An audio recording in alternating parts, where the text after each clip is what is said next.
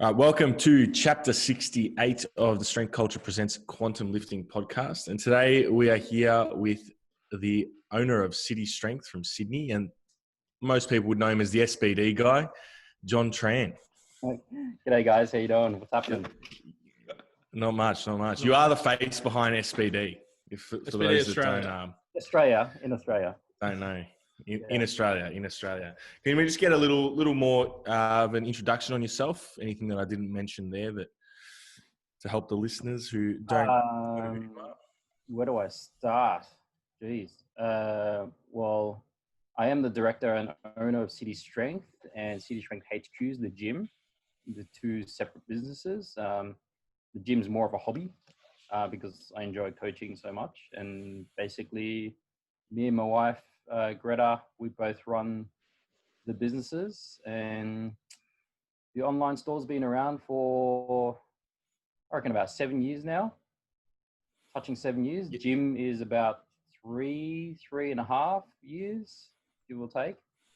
And then I've probably been in the fitness industry for 11 years.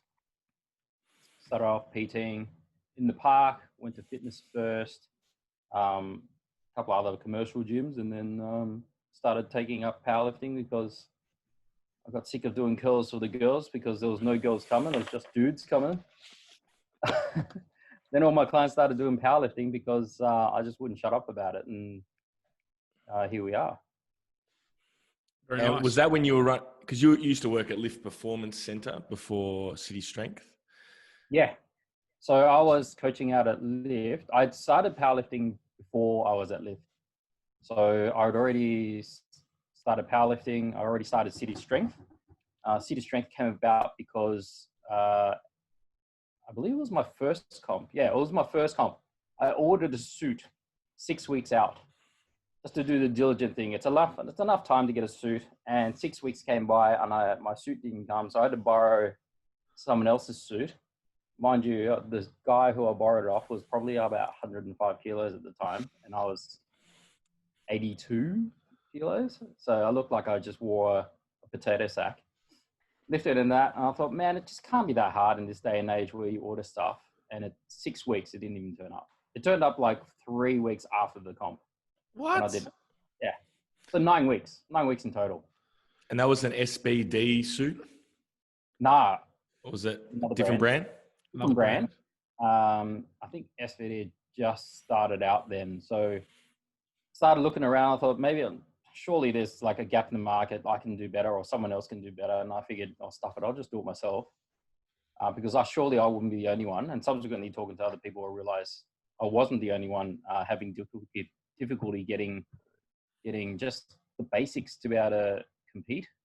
And if you can't compete in the required outfit that you need to, I feel like that sort of stifles the sport. So I felt like I could do a better job, looked around, found SBD, sent Ben Banks an email. He wrote back saying, "G'day, who are you?"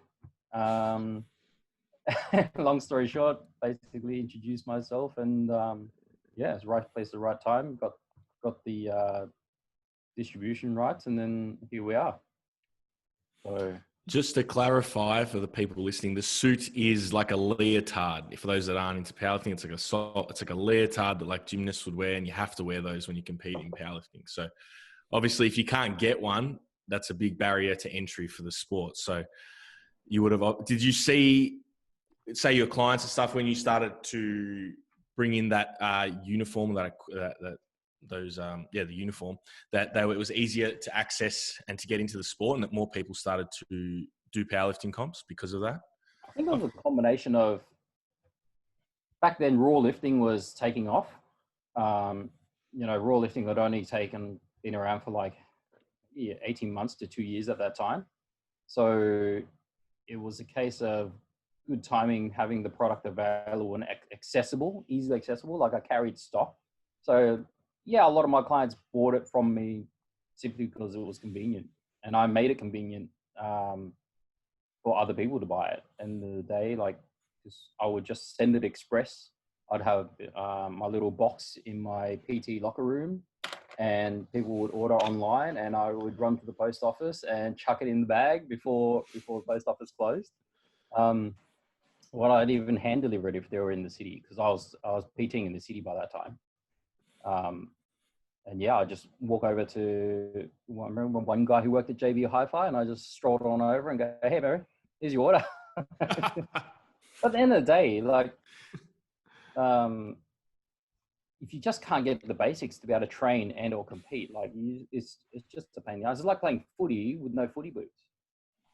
So Yeah, or waiting 2 months to get footy boots. It yeah, would just deter a lot of people from doing it. yeah, and I just found it. Yeah, it was just crazy that the online shopping was just such a difficult thing. So the basic thing was just be able to get product out to people when they ask for it in a reasonable timely manner. No one ever complains if they get stuff early. So yeah, that was Yeah. the main focus, and still is the main focus of the way we do things. Yeah. Service, customer service. Well, Yeah. if it's worth coming from me, I always say that City Strength have the best customer service going around. The packages rock up pretty much the next day. We're interstate. We're in Melbourne. The amount of people that I've been like, oh yeah, get a medium, soft, or flexible wrist wrap, and it's here the next day. Next training session, they're like, bam. I'm like, oh, crazy. We try to get it out because at the end of the day, an online retailer, all you're doing is packaging stuff and sending it out. Like if you, I think one of our conversations, Jamie, Yeah. when you were up here last, in the business mentorship, and retail is just getting product to people. And if you can master that, then you've got the major component of your business down pat. Doesn't matter how much you promise how good your product is if they can't get their hands on it. Especially with online shopping these days, and especially since COVID-19, that's even emphasized that point even greater. Yeah, that is. I know it's definitely for me when I order something online and it comes really quick. It's like you get this this great satisfaction, and you start to look at that seller in like a different light. You're like, oh, these guys they know what they're doing, rather than sometimes you've had ordered stuff and I've had to wait 2-3 weeks for it and it doesn't show, and it's just this back and forth with the seller and it just leaves a bit of a sour taste. So if you can nail that, you're pretty much doing. Yeah, I mean, sometimes you order stuff and you just get you get nothing. Like it's dead silence. Like maybe no tracking details, or it just feels like no transparency. Like how many times have you gone on eBay or Amazon? You ordered it, you paid for it, and then there's no correspondence for God knows how long. Like you don't know where this thing is. Like could be sitting at a dock, could be they haven't even packed it or whatever. So I feel like it happened to me just recently with a Fitbit band that I ordered. Didier ordered a Fitbit band and he's like, yeah, buy off this seller. Came in a week. I was like, perfect. So I bought it. 2 weeks went by. I'm like, nothing. So I messaged them. They're like, no, we've sent it. Can you just resend your address to confirm that, so I sent them that. Yeah, perfect. They're like, go check your local post office. Checked it, not there. Like, oh, we don't have tracking on it. And I was like, well, she's like, just give it a few more days. And if it doesn't come, we'll refund you. So then after about 3 weeks, they refunded me. 4 weeks after a fourth week from ordering, it turned up and I had already been refunded. So I just left it. I was like, oh, well. That's their loss. Yeah. I was like, come on, 4 weeks. It was from Sydney as well. I was like, surely it's... So it wasn't even that far. No, it wasn't. So I was like, come on. And yeah, anyway, they didn't put the tracking on it. So it's their loss, but left it. Got the Fitbit band for free. But I guess one thing we want to discuss is that, so last time we were in Sydney with you, we were sitting in an ice cream shop and Jamie asked a question about, I can't even remember what the question was about. It wasn't even to you. It was just a generic question, like to the group about flavors. How do you come up with flavors in ice cream? So, I don't know. Flavors in ice cream. And then you went on this 10, 15-minute answer that we were not expecting. Patisserie rant, and then we found out that you're an ex-baker and worked as a pastry chef, and you used to educate a TAFE on making pastry. So I guess we want to talk a little bit about your journey from being a baker into the hospitality baking industry into now quite deep into the fitness industry, and also being a retail seller in the fitness industry, and how you sort of just your journey as a baker, because I know it's a pretty cool one, and then how you transferred across. All right. Where do I start? Okay. Before I was baker, I was actually working in IT. So I was a sales manager with a team under me, looking after basically buying groups and mass merchant retailers for a computer company. So got sick of the politics in an office, being young and inexperienced as well. I was like 20 going 21 at the time, leading a team it was good fun, but it was really stressful. And at the time, I just didn't have the mechanisms or the experience to deal with into office politics and sales pressure and everything else like that. So I kind of got sick of everything. My dad turns around and goes, guess what? We're opening up a bakery. Now, prior to this, when I was in high school, my parents actually had a bakery then, which I absolutely hated. You kind of hate bakeries when you have to do your homework on the countertop, manning the cash register. You learn to hate them. So I said to my dad, man, if you're doing another bakery, there's no way in hell I'm going to partake in it if you do it the same way as what you did when I was in school. He's like, no. It won't be a typical Vietnamese bakery. I said, how's that? He goes, oh, I'll go get qualified. We'll do this a certain way. It won't be a stereotypical Asian bakery. I'm like, okay, cool. Sounds like an opportunity for me to step in and run a business and get more experience. And I was kind of inspired. So I thought, geez, if I'm going to do this, I might as well get qualified as well. So I went and got qualified. It was a 3-year trade certificate. Jumped into it and then ran my parents' bakery for, let's say, a total of 9 years. Being a baker really tells you about managing time, how important it is, and also managing stress and how important staying in contact with friends and stuff like that. Because we're talking about hours that I was doing, it would vary between 70 hours a week, which is that's a hard week, nothing special, to 90 hours a week, depending on the season. Working from like midnight to 4 p.m. the next day. That was just what you did. Like you have to, just the lifestyle of a baker.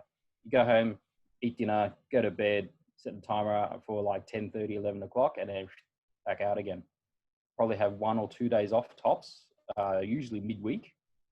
And I enjoy baking, but working with your parents, some people can do it. I couldn't. It just killed it for me. And then you did it for 9 years, so it's still a decent time. Yeah, it was a decent time. I think part of that was, so I'm Chinese background. So part of the cultural thing is you help your parents, right? You respect your parents, but you also, like, your parents have the final word. And if your parents say, we need you, you do the dutiful thing of being a good child, a good son, and you go do it. Admittedly, my parents looked after me well. Like I bought a house at 21, a couple of cars and stuff like that. But man, like 90 hours a week on most of those weeks, it just, quality of life sucked. No doubt. I just can't fathom that. And you used to sleep in the bakery sometimes?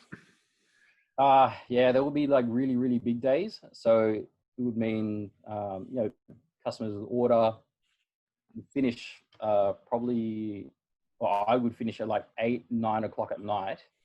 It was a good 40, 45 minutes drive home at that time. So a few times I actually just rolled out the, like a stretcher beddy thing and slept at the bakery, because it wasn't worthwhile going home that day. Going home. Yeah. Or I'd sleep in the car park. Yeah. What is a typical, because you said that you start at midnight. What is a typical day as a baker? I've always wondered about like chefs, because I look at like you have to prep all the food, but then you actually have to do the course as well. So if you're working in the dinner time, like you'd have to spend the whole day prepping, then you'd do the shift, and then you do the cleaning up and preparing for the next day. Like I don't understand where the break comes. What's a day of a baker? Chefing and baking is different. Chefing, you would do your mise en place, which is basically prep. And then people will usually take a break or whatever, and they'll come back for service. Whereas baking, certainly in that regard, like in terms of commercial baking, you want to schedule stuff so that stuff comes out of the oven with the next lot ready to go in.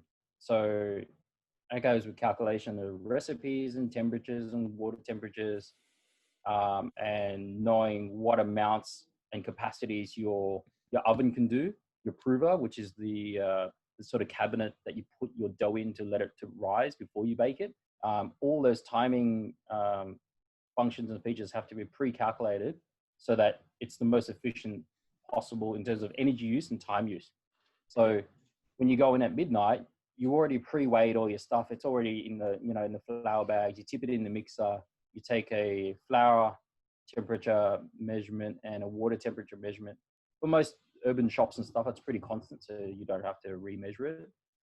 And you can adjust the rate of your dough rising by adjusting the water temperature they use. So say, for example, it's winter now, it's really cold. You might use a couple of degrees or 3 or 4, 5 degrees warmer water temperature just to maintain that consistency of the dough rising, because it's cold. The yeast activity is going to be lower, therefore your dough is going to rise slower. And if you stuff that up, then on one hand, you could have a dough that's sitting there waiting to rise and you're twiddling your thumbs, waiting for this one to move along to mix and start up the next one. That's worst case scenario. And then you open the doors with your bread not ready to roll. So it's a lot of calculations. It's a science. It is. It's interesting because one part of it is purely organic. That is the yeast activity and the rising of the dough and the carbonation and everything else, and then the baking process itself. The other side is you can calculate right to the T to get, you know, within, you know, 1 or 2 minutes either side, the desired result at that particular time in 6 hours time. Wow. So typical day will go in, you mix your first dough, whatever it is, you know, it could be a 50 kilo dough or whatever. Back in my day, flour bags were 24, 25 kilo bags. Now they've got these little piddly 12.5 kilo wussy bags. They just don't make them the way they used to make them, do they? Nah, man. What are we talking with that, like 25 kilo bag? How much bread are we getting out of that? How many loaves of bread? Or is that, like it depends, because out of that one bag of flour, you might make a certain number of loaves and a certain number of rolls. You wouldn't just do, unless you sold that many. It depends on the schedule that you've already planned out. You might make it all loaves, or smaller bakeries will make a combination, just so at least when they've opened their doors at 6 o'clock or 5:30, they've got a bit of everything. And then the subsequent batches that come out just top up on top of that. Depends how you schedule it. But like baking recipes are a percentage based, which most people don't know. So it's a percentage of flour. So your flour rate is always 100%. And then you've got your water, which could be anywhere between 50 to 60%, depending on what sort of bread it is. You got your salt, your sugar, yeast, bread improver. What else?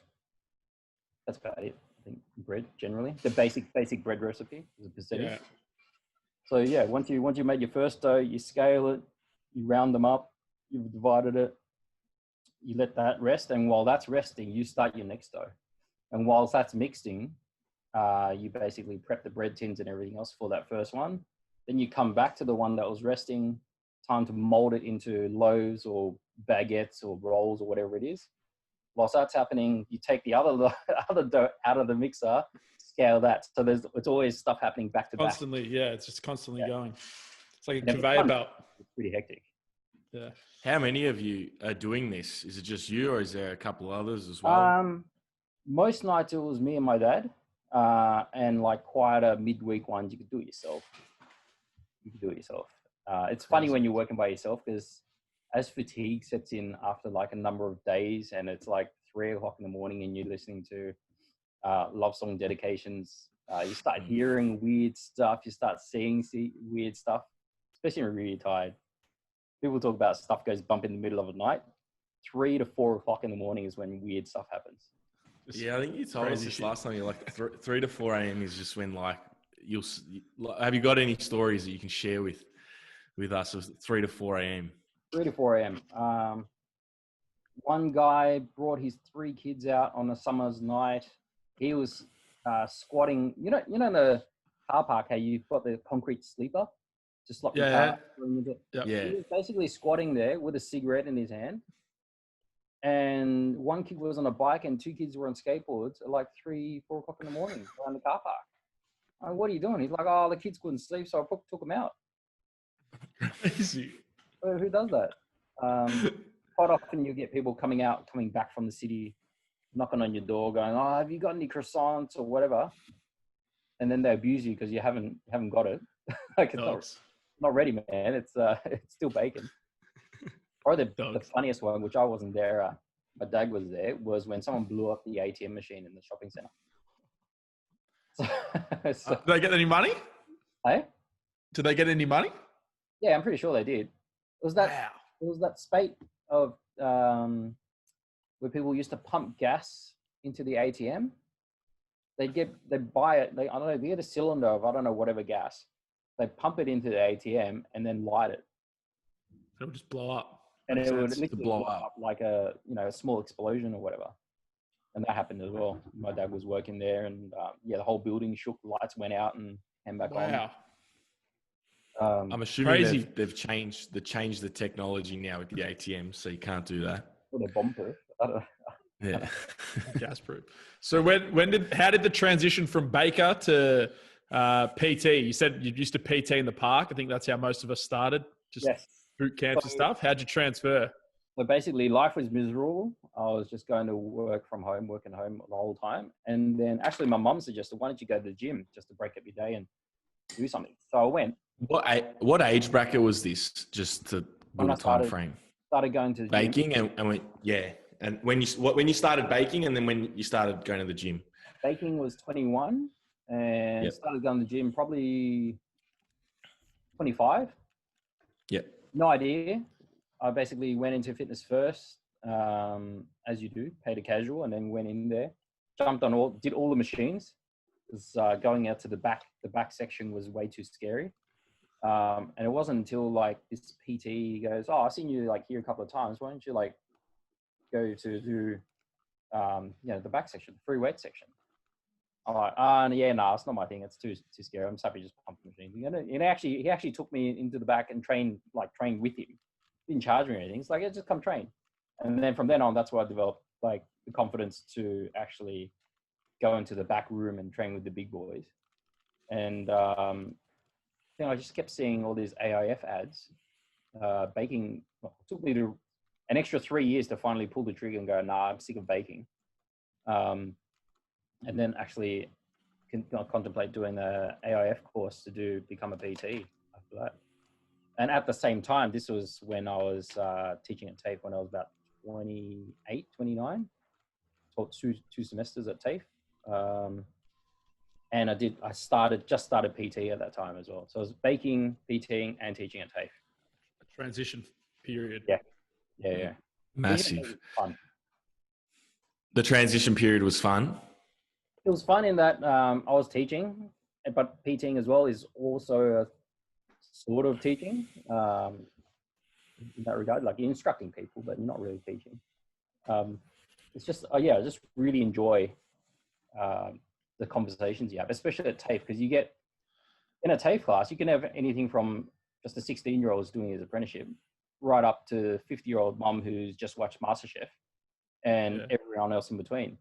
So different walks of life, different experience levels. You get people who are actual commercial chefs coming to do their baking qualification as well. And here's this like 28-year-old telling them what to do. That was interesting. What was Mr. Tran like at controlling the classroom? I reckon I was good. Yeah? Yeah, you just have to establish the ground rules early. I think there's like commonalities between like coaching sports or powerlifting, and teaching.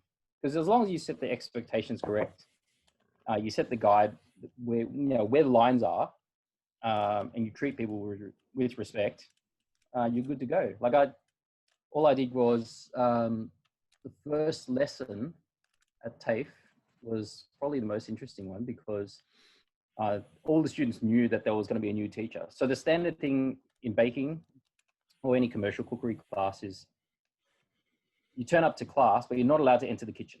All right? There's an OH&S thing where the teacher has to inspect your uniform. So you have, for baking, you have a chef's jacket, but it's a short sleeve one specifically for baking. You have to have your apron and your toolbox and your boots and your chef pants and all that sort of jazz. So usually you just wait outside the kitchen, you line up ready to roll for an inspection, and then you're allowed in. I obviously, as a teacher, turn up to class early to write on the board and fill in all the details and what we're going to do that day. I realized the students were coming, so I said, "Oh, this will be fun. I'll just join the queue," because I didn't expect the teacher to be me. So I joined the queue, and this guy goes to me, "Oh, do you know who the hell the teacher is?" Like, "No, I heard he's a new guy or whatever." I just converse with them, and they're all there and they're all looking at their watches, like waiting for it to start and kick over. And I'm like, I'll just turn around, I'll step forward, and I'll turn around, like, right, let's go in. That's unreal. Made it fun. Teaching at TAFE was good fun, but the difficulty with that was to continue teaching at TAFE, you have to be in industry. So I had to make a choice. Do I want to continue baking and stay at TAFE or pursue this PT thing? And in the end, working the hours and not being able to go to friends barbecues or birthday parties and stuff like that just wasn't worth it anymore. Not after 8 or 9 years. Yeah, I definitely. I was to say, yeah, with hospitality, I had the same thing where I was working every Sunday, and it just used to affect being young as well. I couldn't go out on a Saturday night, or if I did, I really had the punishment of working next day. I missed a lot of, family barbecues, Mother's Day, Father's Day, and it gets a bit sort of demoralizing by the end of it. I mean, you can go, like you could do it, but the trade-off is, the next day you're just wrecked. Yeah. But it's just missing things as well. You start to get FOMO. Oh, yeah. Especially on a Sunday. Yeah, like all my friends would travel. We were at the time traveling Europe, doing Kentucky tours and all that sort of stuff. And I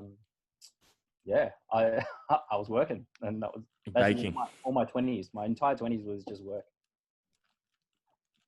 How long did it take How long did it take for City Strength to overtake personal training? You said that the gym and coaching now is more like a hobby. How long did it take for the e-commerce website to overtake as the priority of your coaching? And oh, that's a good question. Probably actually about the time I started the gym. It becomes a priority when you make it a priority, right? It sounds very not kind of cliche, but at some point you just kind of have to bite the bullet and go, where am I going to spend the vast majority of my effort to make it so? So the gym was going along well. I just found myself spending more time on the online store and the e-commerce than pursuing new clients to train. Like I enjoyed the clients I already had.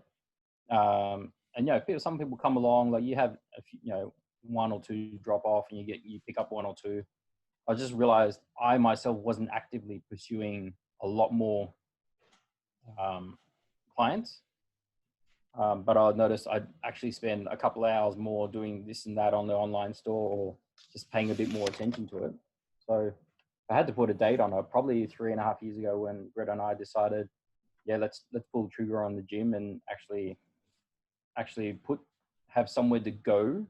I think going to a physical location to do your work as well really stood out as being, made it a real thing. A job. Yeah. Yeah, made it a job, so to speak. Yeah. At the time, it was work from home, which had its benefits and downsides as well. It didn't feel like a real gig, if that makes sense. Yeah. Whereas now we've got a place of business, both the online.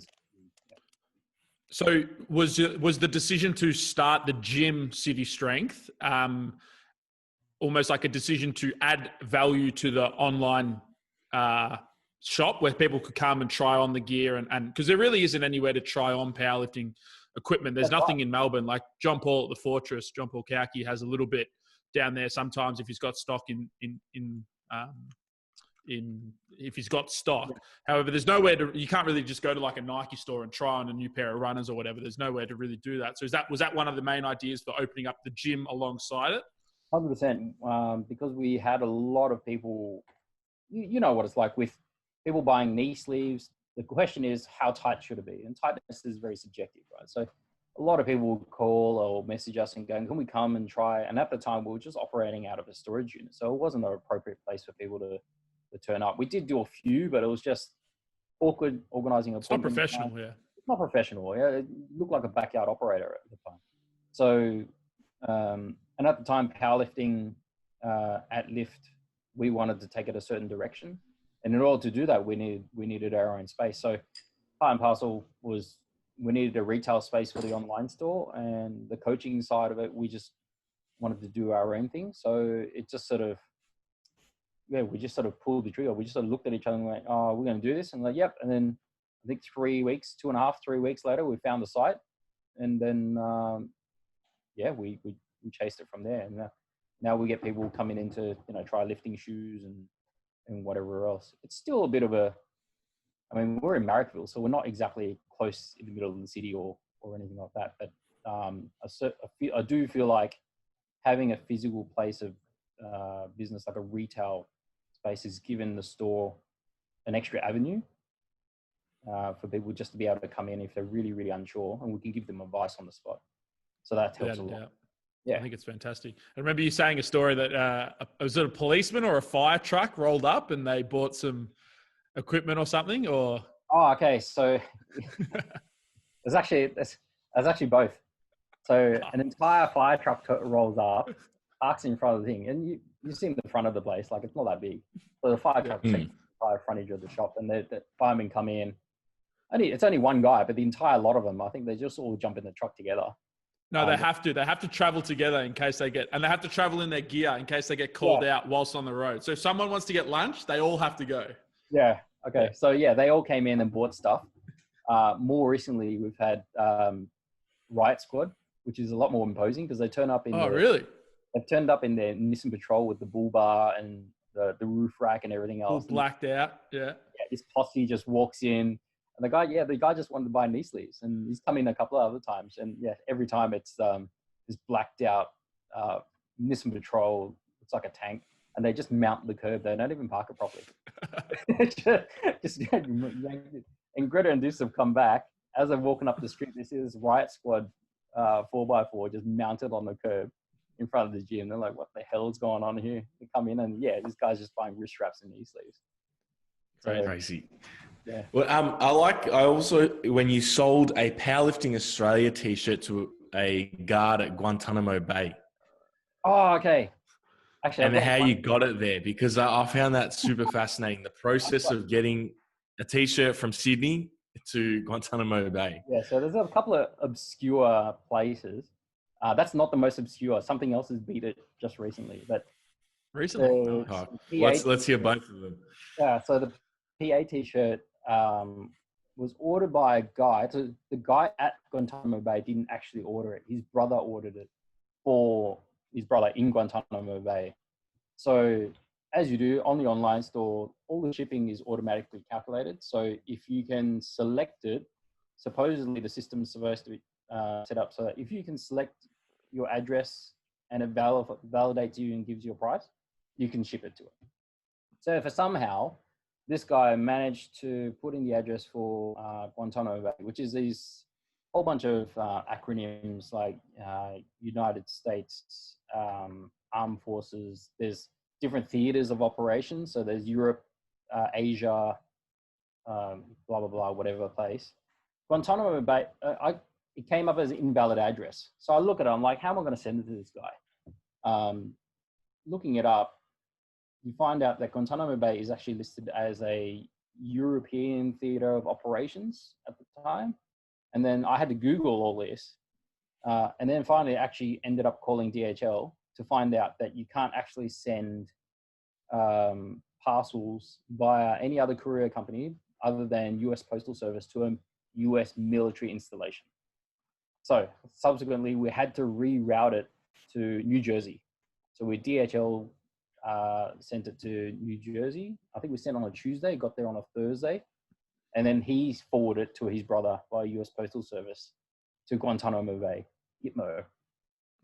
But you learn a lot about military postage and logistics just by doing that sort of stuff. That's crazy.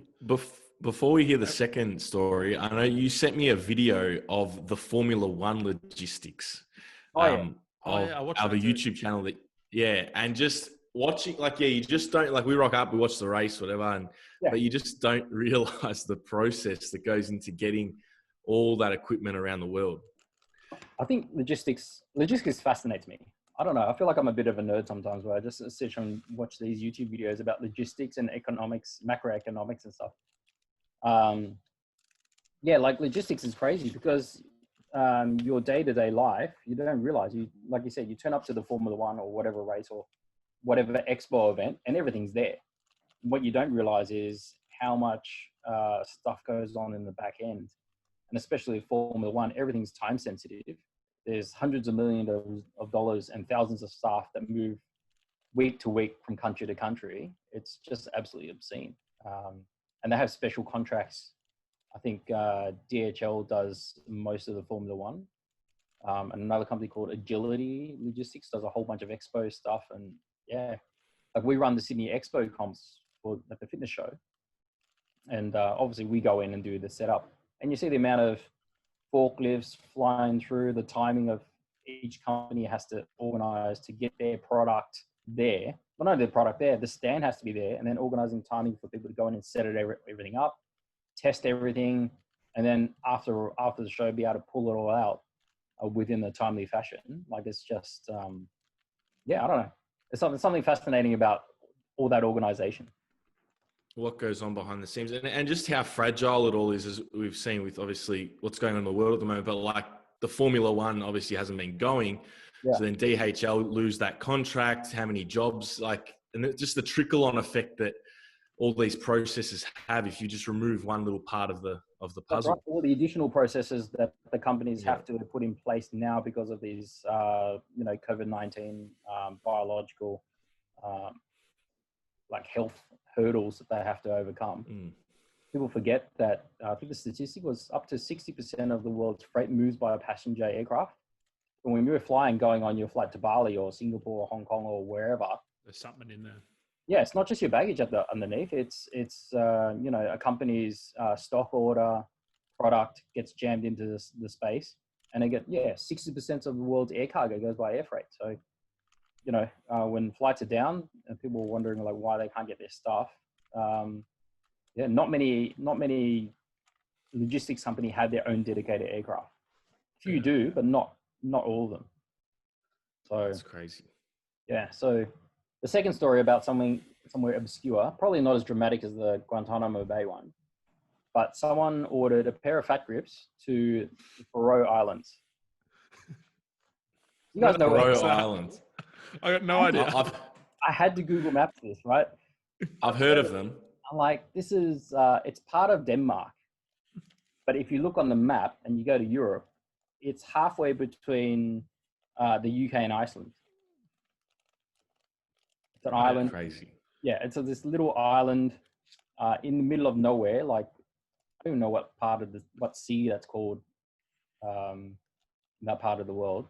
It's like the North Sea. I think it's even further north than that. It's on top of the UK, but halfway to Scotland in the middle of the ocean. Like this little town that belongs to Denmark. So. And what did they order? A pair of fat grips, and the shipping was worth more than the product. Oh, it was fat grips. Sorry. Yeah. I completely forgot you said fat grips. Yeah. How did they come across an Australian-based commerce website? I don't know, and I'm not going to complain. I don't know. Actually, don't know. You're getting the business. You're getting the business. But surely they would come up when they searched in Google fat grips, something more local would come up. You would think like the UK would have it, and they'd be able to send it from the UK. Like that is literally on the other side of the world, Faroe Islands. So. And what's the shipping cost of that? Of sending fat grips to a place like that? I think it was like $70, $75. Yeah, for fat grips. Yeah, how much do the fat grips cost? Like $20? $45. $40? Yeah, $47.99 or whatever it is. Yeah. That is ridiculous. Yeah, but people pay ridiculous stuff, amounts of shipping for like ammonia. Like we've had, we had same day delivery at one stage where someone bought, $15 bottle of ammonia, and they paid $60 shipping, just so they can have their ammonia bottle tonight to sniff when they're about to do their max effort tricep or leg extension at any time fitness or something. Yeah. What was the product that I think you told me when the lockdown started, there was a product that people were specifically buying. Was it ammonia? Liquid chalk, maybe? there's a huge uptick in ammonia, liquid chalk, which is kind of understandable, but fat grips. Yeah. Yeah, fat grips for some reason. I don't know what everyone was doing with beforehand, and all of a sudden they decided to use fat grips. That's a huge uptick. We're talking 200, 300%. Wow, really? Fat grips. Fat grips. And it's still That's going. crazy. I don't understand what the, not even like Maybe they're using them as handles for backpacks and stuff or something. I don't know. I don't know. I've tried many ways to think about like what the hell are they doing with it. How has the online store weathered throughout this past 3 months? Have you seen a downsloping overall sales, or is it? So the moment gyms closed, literally within 2 or 3 days, sales completely tanked. Really? Yeah, as a completely reasonable reaction as you'd expect. No one's going to gym, so no one's going to buy knee sleeves and wrist wraps and all that sort of stuff. So sales went down significantly. And as you do at the time as a business owner, you have a freak out and you have this moment where you're like, oh, what do we do? I suppose for us, and you notice like a lot of other businesses in a similar space or even gyms as well, like, the keyword is pivoting their business to do whatever to survive. For us, we really value the fact that we do what we do. Like, we are very specific in what we sell. We specialize in a very narrow range of products. I wouldn't say we sell that much. So I made the decision early that we weren't going to pivot, so to speak, to change our model and change what we do. And we would just basically downscale our operations, which you can easily do as an online store.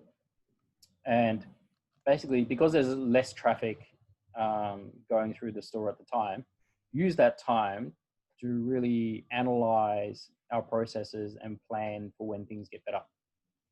Like, simply because there's less business and there's less noise, I find it quite hard and actually like reluctant and lazy potentially when things are good and busy.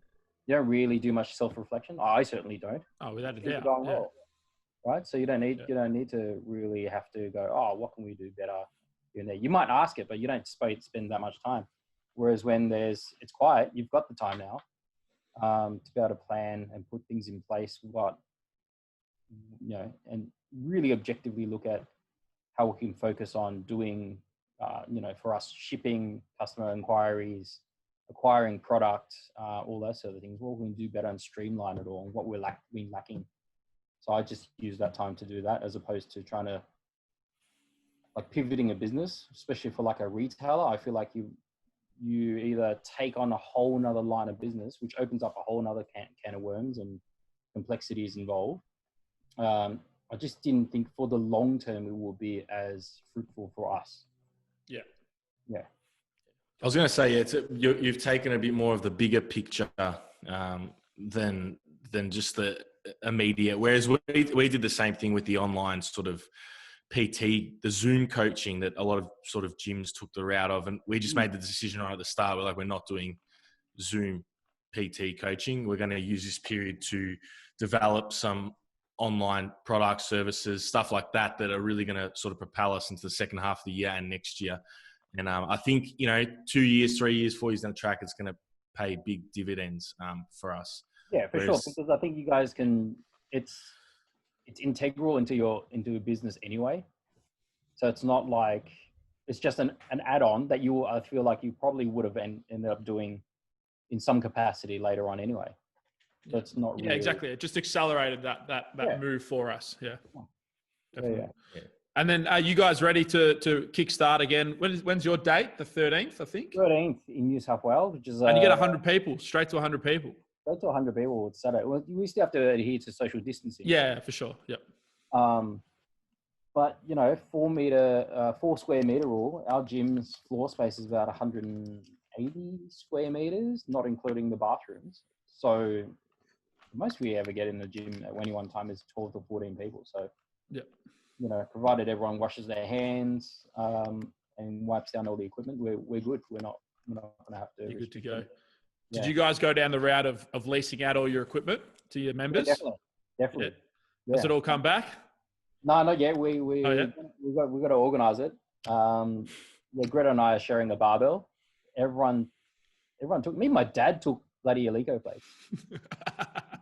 He was the first Well, one. He went and grabbed like 4 or 5 kilo Alico plates, and he had this small pile. Sort of on one side, he's like, "Oh, you know, if people want to take more stuff, like let them take it." I'm like, "Yeah, but why are you standing there guarding your stash then in front of the gym floor?" Yeah, I have to get my old man to bring this stuff back. But otherwise, yeah, we've still got a Swiss bar. No one took the safety bar because everyone hates it. Yeah, so yeah, I can't wait just to get back some dumbbells or even some kettlebells just to use because I'm sick of holding plates. Yeah. I'm sick of training. I'm sick of training in the tight space of the garage. I'm looking forward to just having a gym where everything is just set. Your plates are there. I don't have to swap plates with someone that I'm training with and all that. And just the environment too. You miss sort of like dragging yourself from the couch to your garage. It's just I didn't realize how difficult it was. Well, we've got the opposite problem. Like I have to step outside my office, but the gym's empty. Like there's no one there. I can only crank so much Rammstein to get myself into the mood. But with an empty gym, just the social interactions aren't there, which is what I usually thrive off anyway. Just sucks having a big empty space. We're ready. We've got a combo rack and bar and plates, but it's still. We'll be back.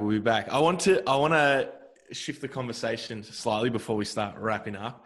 But we're obviously big on hobbies, all of us. Yeah, we've all got our own little hobbies. It's something we push. And I know you love your gaming. Jamie's been slamming Modern Warfare, but you've been playing another game that I haven't played it, but I looked into it. Elite Dangerous. Yes. And the thing that fascinates me with this game is that the game is a 1-to-1 ratio of the Milky Way galaxy. Yes. 100%. I want to hear a little bit about this game. It's okay. I know it's a sandbox game, so you sort of create your own story. Yeah, I like sandbox games and sort of, simulation type, where, you can go off and do your own thing and build your own thing. So it actually came down to between Eve and Elite Dangerous. And I like the fact that Elite Dangerous, you're flying your own ship. Like it's marketed as a space sim, as a simulation as you can get. You can't really warp in real life, but it's based on the map of the Milky Way in a 1-to-1 ratio. That said, you still have to warp drive from one star to another, and there's like certain metrics and calculation distances they use in terms of light seconds and million meters per second and all that sort of stuff. But there's 300 billion potential star systems you can visit. So black holes, nebulas, you can go visit. You can even find, it's based in the year 3,300, whatever. You can even go to the point of where Voyager 2, remember Voyager 2 and Voyager 1 and 2? Yeah. You can go to that point where the Voyager satellites would be in that time.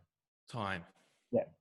How far out they fly there and actually see it. And there's, a digital reconstruction replica of the Voyager probes. Along with, they had a palladium plate with code or something like that. Yeah, they've got 11 languages or something. 11 languages that detail, that plate is on there on the probe in the game. Wow. That's crazy. So it's really in depth. It is a bit hard, just steep learning curve, because you basically go in it. There's no instruction manual, which means you kind of have to figure out stuff on your own. And do you start on Earth and then go out? No, you can't go to Earth. You can't go to Earth. It's gone. Well, you need a permit to go there. You start off as rookie, basically the noob star system. Yeah. And then basically you fulfill a few tasks, you do a couple of training missions, and then that's when you sort of realize, holy shit, how big is this game? You have to make money to buy more ships. You can trade, you can pirate, you can do a whole bunch of illegal stuff. You can partake in politics. They call it power play. So different factions own certain, and they're battling over control of different star systems, and you can influence that by partaking in certain missions and stuff. Yeah, the game is really, really, really in depth, and yeah, it can waste many hours of your life very, very quickly. Yeah, I've heard hours go quick on that game. Well, Jamie's wasted more than enough. I'm all about wasting fucking Warzone. hours on games. But it's not the sort of game where you can go, I'll just have a quick half hour. Like, you got to make sure you got an hour or an hour and a half to actually spare. Yeah, because you know, money's the driver of everything, and the same thing is true in this game. So you would actually need to make money.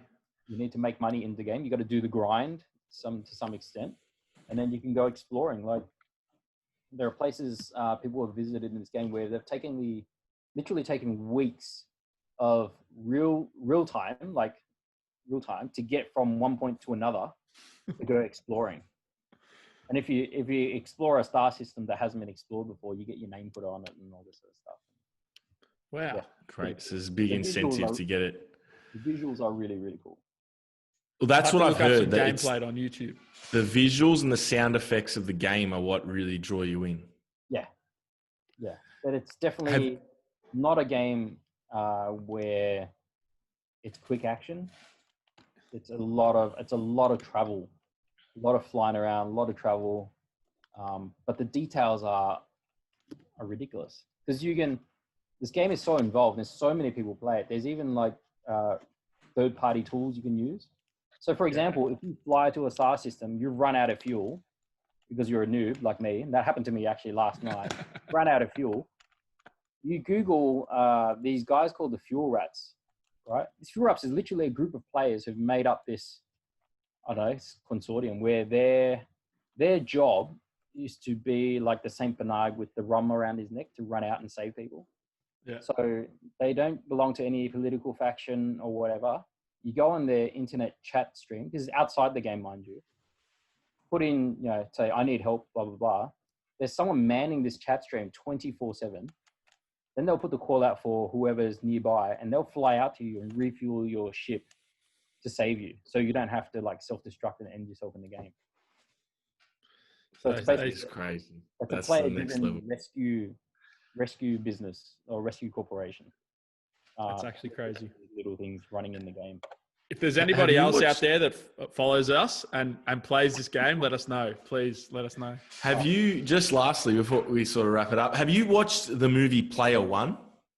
With No. Steven Spielberg? Ready Player One. Definitely watch it. I've seen The trailer of it. I saw it last week. It's actually a really good film, but it's set in 2045 and it's virtual reality and they're all in this game and it's basically a sandbox game. Okay. But then the owner of the game dies and leaves clues in the game. So if you find these 3 keys, you get this egg and basically you own the rights to the game. Okay. And so they're all in this game, virtual reality, and they're just trying to find this. And it's actually a really, really good film. I think You would like it. I can see it unfolding in human society, that we all become addicted to a virtual reality and don't live our real lives. We all just play these virtual. Oh yeah, it's the simulation theory, right? Yeah. Actually, you want to see impressive graphics that might actually lead to that. Look up Unreal Engine. Unreal Engine. Yeah, Unreal Engine. I think the latest one, like 2020 or something. And look at the rendering and the graphics for that. Yeah, that's going to come out on the new PlayStation. PlayStation 5. Yeah. PS5. The lighting When's that coming out? It's just I think it's just a demo that the developers run through, but you see the character and the graphics. Watch it on a big screen, and if you can stream it in 4K, you'll see how ridiculous this actually looks in terms of. It's all going to the next level. Oh man, like it's realism, right? It's basically we're all going to play. That's better than reality. It's that whole Westworld. If you've watched Westworld, the concept of what is real, like what becomes consciousness, and what becomes real at what certain point. Yeah, isn't it the probability greater that we are in a sim than we are not? Yeah. Yeah, I reckon we're crazy. In a sim. You're in a sim? Yeah, we're in a sim. 100%. Where's my Porsche Sim. GT3 parked out the front? How do you It's not beat your sim. It's not your sim. We're in Oh, our sim. yeah. It's not yours. Oh, God damn it. All right. Crazy. Done. Well, Where can people yeah. Where can people find you? Find the gym? Find the website? We'll link it obviously, but Yeah, the online store is citystrength.com.au. The gym is citystrengthhq.com.au on the internet. City Strength on Facebook and Instagram. And I'm John full name Tran on Instagram. There's a backstory behind that. that's all right. And I just want to confirm that City Strength do have the best customer service in the land. do. So Thanks, bro. without a We'll do doubt. try it out. They do. Right, thanks for joining us, John. Greatly Sam. appreciate it. And good luck with Appreciate the it. gym opening up in a week and a half. Thanks, bro. Enjoy. Take care. Right.